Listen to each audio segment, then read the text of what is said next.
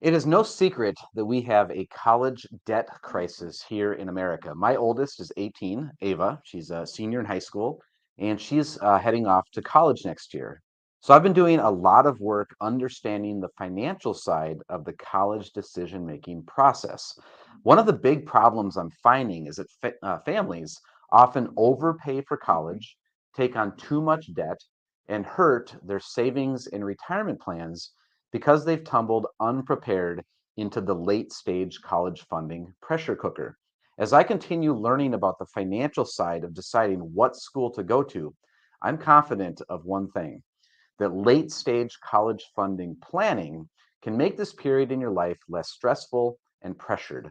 The reality is that paying for college is not as scary as tuition rates would lead you to believe. With some know how, you can slash the price tag of sending your child to college. This Thursday, I'm hosting an exclusively online presentation, and I'm going to share a lot of what I've been learning so far during this presentation titled Four Keys to Cutting College Costs. It's a packed hour of tools and know how to pay less for higher education.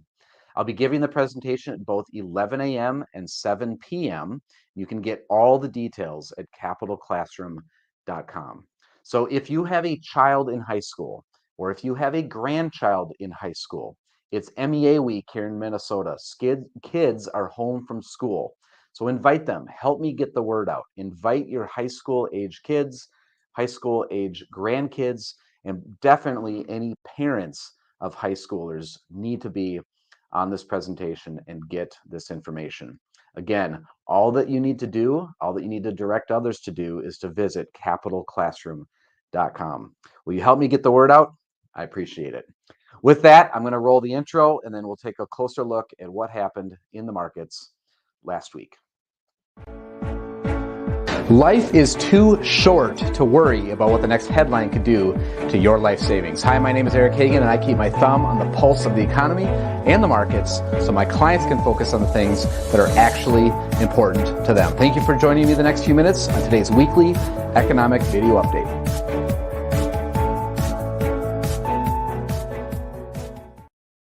Stocks ended mixed last week amid the outbreak of hostilities in the Middle East and higher than expected inflation data.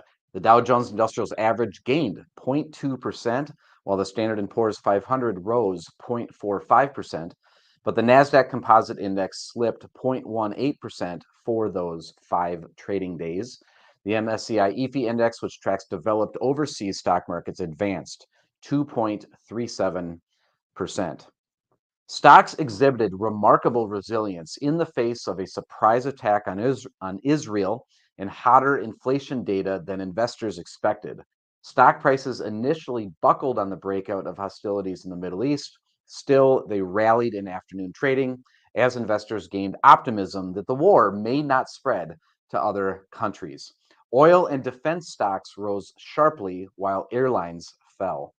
Stocks continued to advance on Wednesday as falling in bond yields and a retreat in oil prices overcame the disappointment of an elevated wholesale inflation report.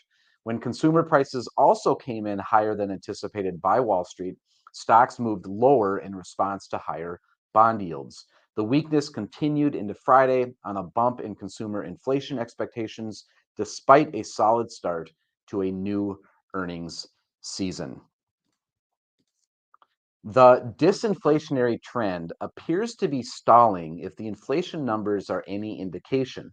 September's Producer Price Index, or PPI, came in higher than expected, rising 0.5% versus a forecast of a 0.3% increase, while the year-over-year increase of 2.2% was the most significant jump since April.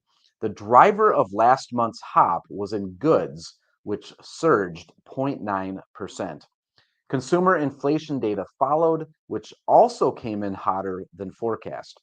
The Consumer Price Index, or CPI, rose 0.4% in September and 3.7% year over year, above the forecast of 0.3 and 3.6%, respectively. The news on core inflation was a bit more comforting, rising in line with expectations. So, with that, we've been getting a number of questions. A big question we've been hearing often is, will the Middle East tensions push interest rates even higher? Well, the Fed's ongoing pledge of higher interest rates for longer has rattled financial markets and raised the cost of everything from mortgages to credit cards. Now, adding to tensions are the recent events in the areas of Israel and Palestine, which, in addition to a grievous loss of life, immediately pushed oil prices higher. Higher oil prices could translate to inflation, which may give the Fed another reason to keep rates higher for longer. But are rates high enough? In this chart, you can see that the current rates on the 10-year government bond are higher than most of Europe, where inflation is higher than here in the United States.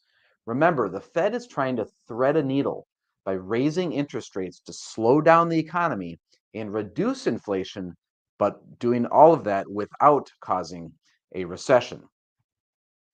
So, while you may be starting to experience some relief from inflation at the grocery store, if you're shopping for a new car, expect to find the cost of financing is higher.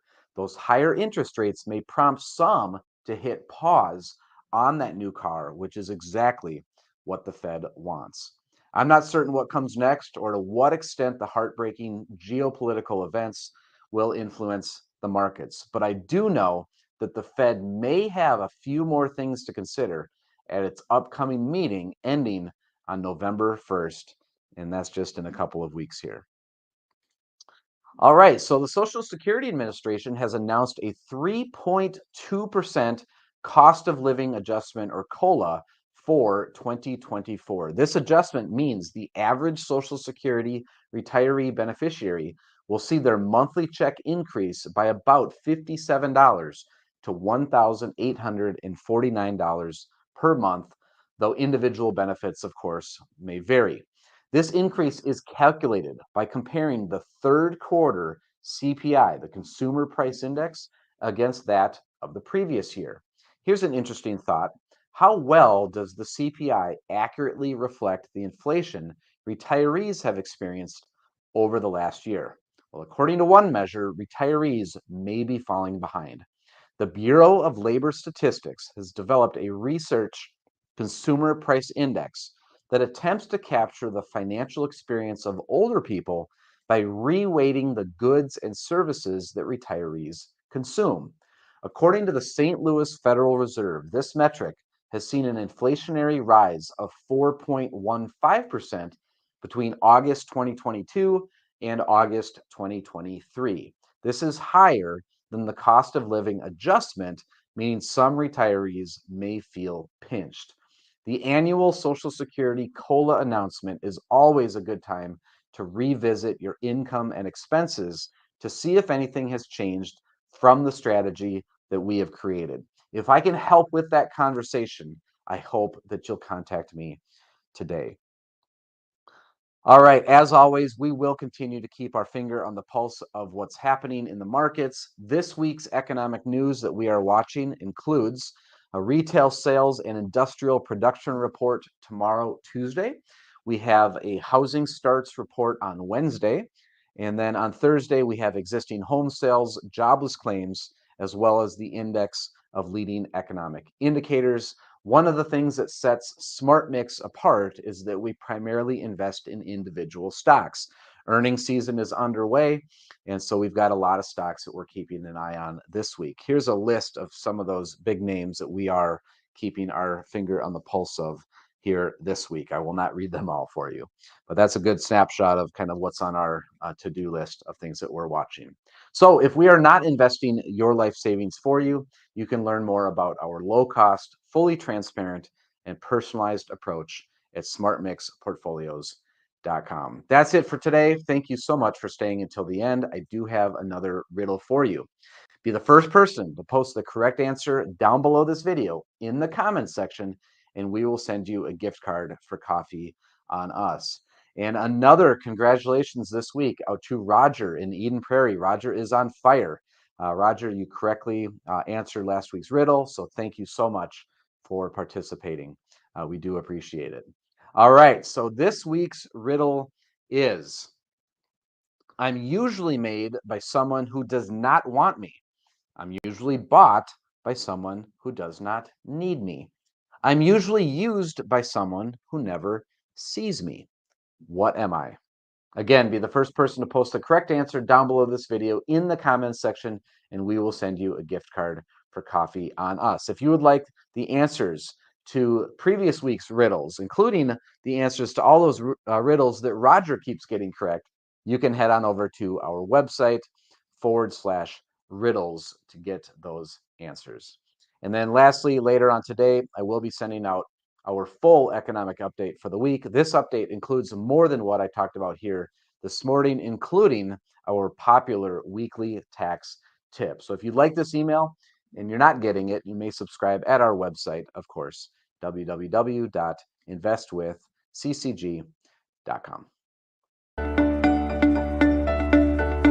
Hey, this is Eric again. That's it for today. Don't forget to subscribe before you leave.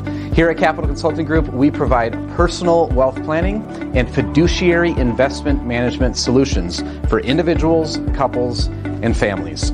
To learn how to see your entire financial situation, both today as well as every year into the future, go to clearfinancialfuture.com and watch the short 2-minute video. To learn how we give our clients' life savings the attention it deserves and to see how we're doing, visit smartmixportfolios.com. And lastly, if you'd like help investing your 401k at work, visit me over at 401kinvestmentpros.com. Thank you again for your time today. I'll look for you next week.